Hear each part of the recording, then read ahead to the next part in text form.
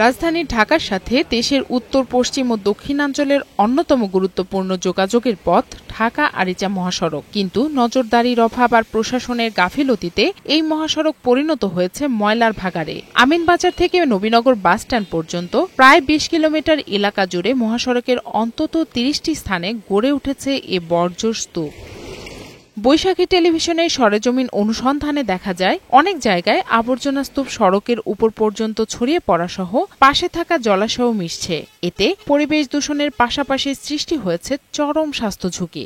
রাস্তার আগে ছিল ভাই 3 লাইন ভাই, বুঝছেন, ময়লা ফালাইতে ফালাইতে এখন 2 লাইনের থেকে অর্ধেক বানা ফেলাইছে। পিছন থেকে যদি কোনো গাড়ি আসে দেখা যায় না, আবার গাড়ির সাথে গেইসা গাড়িটা যায়, যে কোনো সময় যে কোনো দুর্ঘটনা ঘটতে পারে। দুর্গন্ধ তো ছড়াচ্ছেই, শুধু রাস্তার পাশে না, ভিতরের দিকেও দুর্গন্ধ যাচ্ছে। এটার একটা সংস্কার হোক। জনসম্মুখে মহাসড়কে আবর্জনা ফেলায় প্রশাসনের নীরব ভূমিকা নিয়ে প্রশ্ন তুলেছে সাভারের সচেতন মহল। তাদের দাবি, সংকট থেকে উত্তরণে দ্রুত ঊর্ধ্বতন কর্তৃপক্ষের হস্তক্ষেপ প্রয়োজন। মহাসড়কে এভাবে ময়লার বাগার হিসাবে স্বীকৃতি পাচ্ছে, এটা কি রাষ্ট্র দেখছে কি দেখছে না? দায়িত্বশীলরা এটাকে নিয়ে কি ভাবছে? এই অবস্থা চলতে থাকলে সাভার একটি অবাসযোগ্য স্থান হয়ে যাবে। তবে পৌর কর্তৃপক্ষের দাবি, স্থায়ী ডাম্পিং স্টেশন না থাকায় বাধ্য হয়েই বলিয়ারপুর এলাকায় সরকারি খাস জমিতে ময়লা ফেলা হয়। তবে পৌরসভার বর্জ্য মহাসড়কে ফেলা হয় না।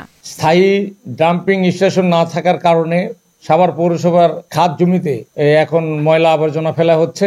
অন্যদিকে নিরাপদ ও দুর্ঘটনামুক্ত মহাসড়কের জন্য সকলকে এ ব্যাপারে সচেতন হওয়ার আহ্বান হাইওয়ে পুলিশের। ময়লা ফেলে সড়কের শৃঙ্খলা সৌন্দর্যটা নষ্ট করছে, সড়কটাকে ভয়ঙ্কর অনিরাপদ করছে।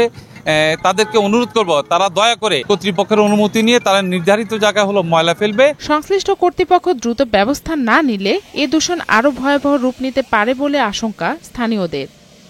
জান্নাতুল ফিরদাউস কণা, বৈশাখী সংবাদ।